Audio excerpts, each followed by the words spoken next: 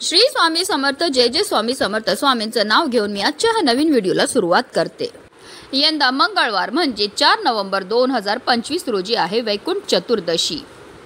वैकुंठ चतुर्दशी ही कार्तिक महिन्यातील शुक्ल पक्षाची चतुर्दशी तिथीला साजरी केली जाते। ही भगवान विष्णू आणि शिवाची एकत्र पूजा करणारी दुर्मिळ व्रत आहे। हा दिवस श्रीहरी विष्णू आणि महादेवांच्या उपासनेसाठी समर्पित आहे। आषाढी एकादशी पासून ते देव उठणी एकादशीच्या या 4 महिन्याच्या काळामध्ये श्रीहरी विष्णू योग निद्रेत जातात आणि या संपूर्ण विश्वाचा कारभार जो आहे तो महादेवांच्या खांद्यावर असतो। कार्तिकी एकादशीला श्रीहरी विष्णू आपल्या 4 महिन्याच्या योग निद्रेतून जागे होतात आणि पुन्हा एकदा सृष्टीची जबाबदारी घेतात।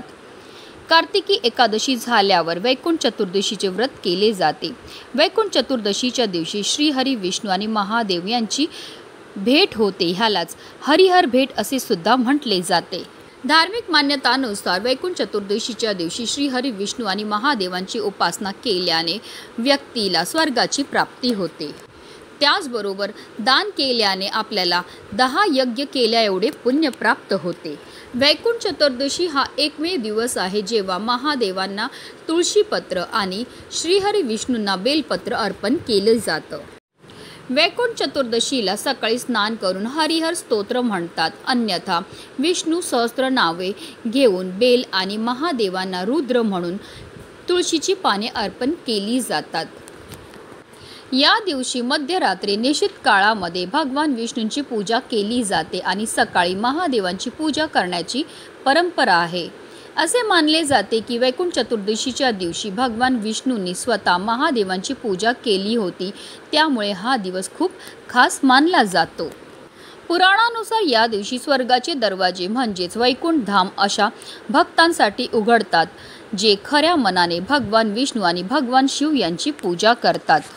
हे व्रत केल्याने तुमच्या कुटुंबातील सदस्यांचे अनेक त्रास कमी होऊ शकतात। वैकुंठ चतुर्दशी हा पूर्वजांच्या आत्म्यांना मुक्ती देणारा दिवस मानला जातो। या दिवशी तीळ मिसळलेले पाणी दक्षिणेकडे तोंड करून अर्पण केल्याने त्यांना मुक्ती मिळते। या दिवशी व्रत केल्याने व्यक्तीच्या जीवनातील सर्व समस्या तर दूर होतात, पण कुंडलीतील गुरुग्रह बलवान होतो आणि व्यक्तीच्या जीवनात सुख, समृद्धी आणि संपत्ती येते। धार्मिक दृष्ट्या हा दिवस अतिशय महत्त्वाचा असल्यामुळे या दिवशी काही प्रभावी उपाय आणि सेवा देखील केल्या जातात। आणि म्हणूनच वैकुंठ चतुर्दशीच्या दिवशी तुम्ही व्रत नाही केलं तरीही चालेल, पण गाईला खाऊ घाला ही एक वस्तू, ही वस्तू खायला दिल्यामुळे आपलं 7 पिढ्यांचं दारिद्र्य तर नष्ट होणारच आहे, पण फक्त 24 तासामध्ये आपल्या घरामध्ये पैसा हा येऊ लागेल। आपली कितीही कठीणातील कठीण इच्छा ही साक्षात श्रीहरी विष्णू पूर्ण करणार। तर ती कोणती वस्तू गाईला खायला द्यायची, कोणत्या वेळेत खायला द्यायची, त्याबद्दल सविस्तर आणि महत्त्वाची अशी माहिती मी तुम्हाला या व्हिडिओमध्ये देणार आहे। तो व्हिडिओ पूर्ण पहा आणि जर तुम्ही माझ्या चॅनलवर नवीन असतील तर चॅनलला सबस्क्राईब करा आणि शेजारी बेल आयकॉन सुद्धा प्रेस करा, जेणेकरून तुम्हाला माझ्या नवनवीन व्हिडिओचं नोटिफिकेशन हे मिळत राहील आणि तुम्ही एक पण व्हिडिओ मिस करणार नाही। कमेंटमध्ये ओम नमो भगवते वासुदेवाय नमः याला विसरू नका। असे म्हटले जाते की या तिथीला ब्रह्ममुहूर्तावर महाविष्णूंनी वाराणसीच्या मणिकर्णिका घाटावर स्नान केली होती। त्यानंतर भगवान शंकराची प्रार्थना केली होती। त्या पूजेने महादेव एवढे प्रसन्न झाले की त्यांनी प्रत्यक्ष हरीची भेट घेतली होती आणि प्रसन्न होऊन वर दिला की या दिवशी जो विष्णू भक्त किंवा शिवभक्त मनोभावे भगवंतांची आळवणी करतील त्यांना वैकुंठ प्राप्त होईल। वैकुंठ चतुर्दशीच्या दिवशी व्रत करण्याकरता आपल्याला ब्रह्ममुहूर्तावर उठून स्नान करायचे। स्नान केल्यानंतर आपल्याला स्वच्छ वस्त्र हे परिधान करायचे आहेत। त्यानंतर आपल्याला वैकुंठ चतुर्दशीच्या दिवशी श्रीहरी विष्णू आणि महादेव यांच्या पूजनाचा संकल्प करायचा आहे। देवघरामध्ये सर्वप्रथम आपल्याला दिवा हा प्रज्वलित करून घ्यायचा आहे, कारण कोणतीही सेवा किंवा कोणताही उपाय जर आपण अग्नीच्या साक्षीने केला तर त्यामध्ये आपल्याला निश्चितच सफलताही प्राप्त होत असते।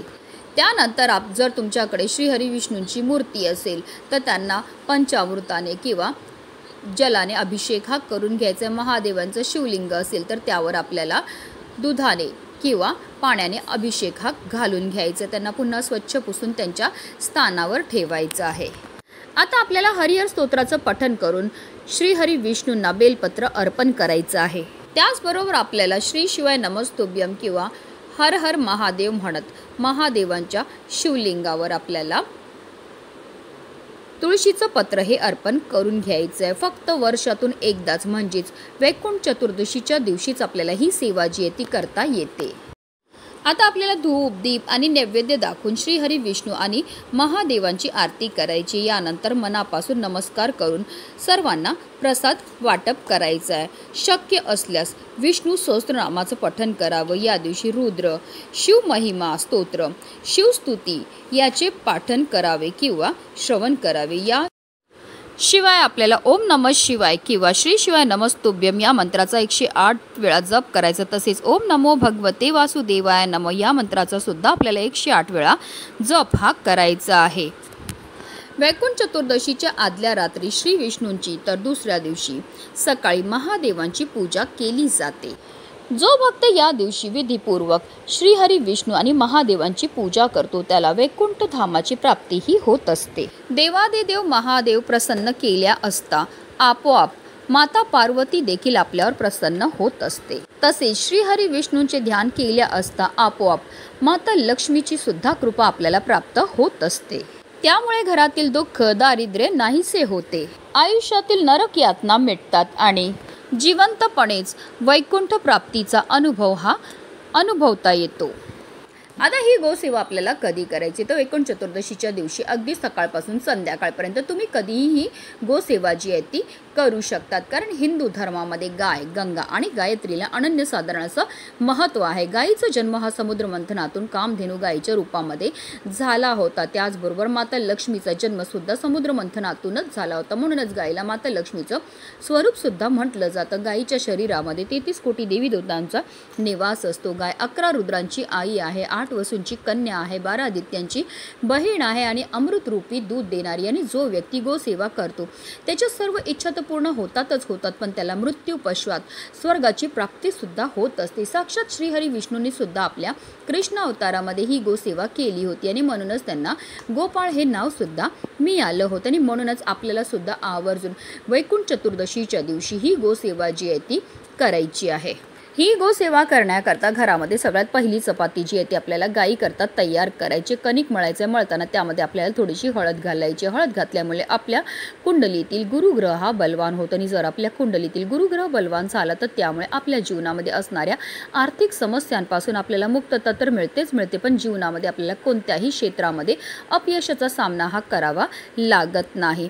त्यानंतर आपल्याला कणकेपासून एक छानशी चपाती तयार करायची आहे. त्या चपातीवर आपल्याला थोडंसं तूप लावायचं. तूप लावल्यामुळे आपल्या जीवनामध्ये समृद्धी येते. तसेच त्या चपातीवर आपल्याला एक गुळाचा खडासुद्धा ठेवायचा आहे. गाईला गुळ खायला दिल्यामुळे आपल्याला ग्रह दोषापासून मुक्तताही मिळत असते. राहू, केतू, शनी, मंगळ दोषापासून आपल्याला मुक्तताही मिळत असते. ज्या मुलामुलींच्या विवाह जुळण्यामध्ये समस्या येत असतील त्यांनी आवर्जून गाईला वैकुंठ चतुर्दशीच्या दिवशी अशी ही गोड चपाती खायला द्यायची आहे. की अगदी तुम्ही हरभऱ्याची जी डाळ असते ती भिजत घाला आणि त्यामध्ये गूळ घालून आपण गाईला खायला देऊ शकतात किंवा गाईला हिरवा चारासुद्धा तुम्ही खायला देऊ शकतात. गाईला हिरवा चारा खायला दिल्यामुळे आपल्या कुंडलीतील बुध ग्रह हा बलवान होतो आणि बुध ग्रह हा नोकरी, व्यवसाय, करिअरशी संबंधित आणि जर आपल्या कुंडलीतील बुध ग्रह बलवान झाला तर आपल्याला कोणत्याही क्षेत्रामध्ये अपयशाचा सामना हा करावा लागत नाही. किंवा अगदी तुम्ही पिवळी केळीसुद्धा गाईला खायला देऊ शकता. तर या 4 पैकी तुम्ही कोणतीही एक वस्तू देऊ शकतात की अगदी तुम्ही 4ही वस्तू गाईला खायला दिल्या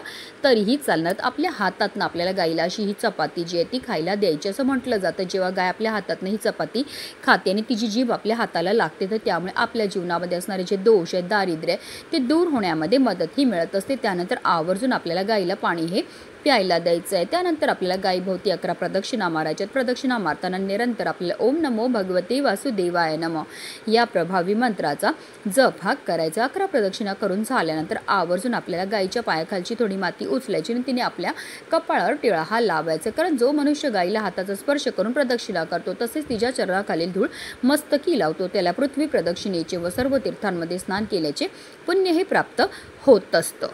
त्यानंतर गाय जर स्पर्श करून देत असेल तर आवर्जून आपल्याला गाईला स्पर्श करून आपल्या मनातली इच्छाही बोलायची. अशा रीतीने आपल्याला हा उपाय जो आहे तो वैकुंठ चतुर्दशीच्या दिवशी करायचा. अतिशय चमत्कारिक असा ही सेवा आहे. ही सेवा केल्यामुळे आपल्या 7 पिढ्यांचं दारिद्र्य तर नष्ट होतेच होते, पण आपल्या जीवनामध्ये असणारा प्रखरातला प्रखर पितृदोष, ग्रहदोष, शत्रुपीडा नष्ट होऊन आपल्या संपूर्ण कुटुंबाची भरभरून अशी प्रगती होणार आहे. म्हणूनच व्हिडिओ जास्तीत जास्त लोकांपर्यंत शेअर करा. श्री स्वामी समर्थ.